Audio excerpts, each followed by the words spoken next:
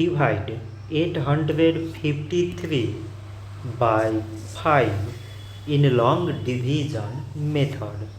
5 times 1 is 5. On subtracting we get 3. So now we put down this 5 and it is 35. 5 times 7 is 35. On subtracting we get 0. So again we put down this 3 and 5 times 0 means 0.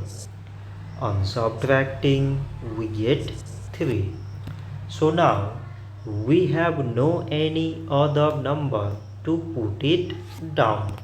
So we take here decimal so that we put 0. So it is 30 and 5 times 6 is 30. On subtracting we get 0. So 853 divided by 5 is 170 decimal 6. So this much for today and thanks for watching.